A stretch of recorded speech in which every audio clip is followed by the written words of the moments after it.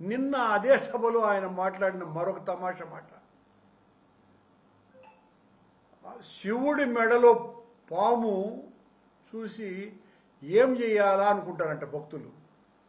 కానీ నేను అలా అనుకోను. శివుడి మెడలో పామును చూస్తే శివుడికి ఒక నమస్కారం పెట్టి పామును బయటికి తీసుకొని వచ్చేసి దాన్ని ఏం చేయాలనో అది చేస్తాను అన్నాడు. ఇది ఆ భక్తి అంటే. శివుడి మెడలో ఉండేటువంటి పాము కూడా దైవస్వరూపం. దైవస్వరూపం కాబట్టే సాక్షాత్తు శివుడి మెడలో అలంకరణగా అది ఆభరణంగా ఉంటుంది. దాన్ని చూసి భక్తులు ఏం చేయాలా అని అనుకుంటారంట. ఈయన అలా అనుకోకుండా ఆ పాముని తీసి బయటికి తీసుకొని వచ్చి ఏం చేయాలనో అది చేస్తారంట. అంటే ఏం చేస్తారు? ఏమన్నా చితికి కొట్టి చంపేస్తారా? అంటే అదే అర్థం వస్తుంది కదా. ఏం చేయాలనో అది చేస్తాను అంటే, లేదేమన్నా చైనా వాళ్ళ మాదిరిగా ఏమన్నా చేస్తారా ఆ పామును తీసుకొని అనే అనుమానం వస్తోంది కదా. ఏంది చంద్రబాబు గారు ఏం మాట్లాడుతున్నారు?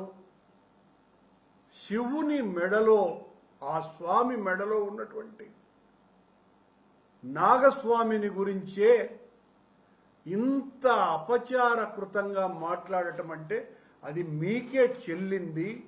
చెల్లుతూ కూడా మమ్మల్ని దైవదోషులుగా చిత్రీకరించగలిగేటువంటి ఉన్నతమైనటువంటి స్థితిలో మీరు మేనేజ్ చేయగలరు అన్నటువంటి విషయం అందరికీ తెలిసినటువంటి విషయం.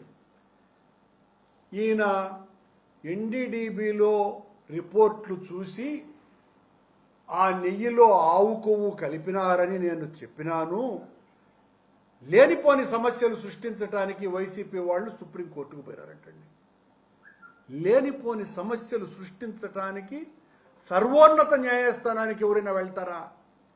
ఎంత అభ్యంతరకరమైనటువంటి మాట అది. లేనిపోని సమస్యలు మీరు తెస్తున్నారు కాబట్టి మా వాళ్ళు సర్వోన్నత న్యాయస్థానమైన సుప్రీంకోర్టుకు వెళ్ళినారు. మీరు చేసింది తప్పు అనే విషయం సుప్రీంకోర్టే కదా ఆక్షేపించింది. మీరు అలా మాట్లాడకూడదు అని మందలించింది కూడా సుప్రీంకోర్టే కదా. మరి లేనిపోని సమస్యలు సృష్టించటానికి అని అంటారే. అంటే మీరు సుప్రీంకోర్టు అంటే లెక్కలే. దేన్ని కూడా మీరు చెప్పేటువంటి మాట దేవుడు నా చేత పలికిస్తున్నాడు అని మీరు ఒక భ్రమలో ఉండి మాట్లాడుతూ ఉంటారు. ఇంత దారుణంగా మీరు తప్పు చేశారు. మీరు తప్పు చేసిన తర్వాత సుప్రీంకోర్టు పర్యవేక్షణలో ఉన్నటువంటి సిబిఐ సిట్ అందులో ఏ రకమైనటువంటి ఆవు కొవ్వు పంది కొవ్వు లేదు అని తేల్చినారు. తేల్చటమే కాకుండా దీనికి వైసీపీ నాయకులకు ఏ సంబంధము లేదని చెప్పినారు. ఇన్ని చేసిన తరువాత, చెప్పిన తరువాత కూడా ఇప్పుడు మళ్ళీ నేను ఇన్ని రోజులు గమ్మున్నే ఉన్నా, అందువల్ల ఇప్పుడు మాట్లాడకుండా ఉండే ప్రసక్తి లేదు తమ్ముళ్ళు అని మళ్ళీ తప్పుడు ప్రచారం ఎత్తుకున్నారు.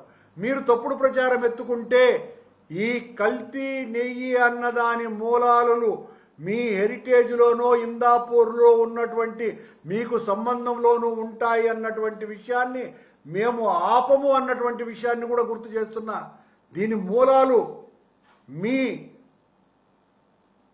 ఉత్పత్తి సంస్థ అయినటువంటి ఇందాపూర్ను మొదలుకొని మీరు తెచ్చినటువంటి బోలేబాబా సంస్థ దగ్గర నుంచి ఆ కల్తీ వ్యవహారం ఏ రకంగా పాయలుగా టీటీడీలో కొనసాగిందో అందరికీ మరింత వివరంగా మీకంటే ఎక్కువగా చెప్తాం. ఆయన మళ్ళీ నిన్న సభలో, తమ్ముళ్ళు 2019-24లో మీరు లడ్లు తిన్నారు కదా, సువాసన వచ్చిందా? రాలేదు కదా అని అన్నారు.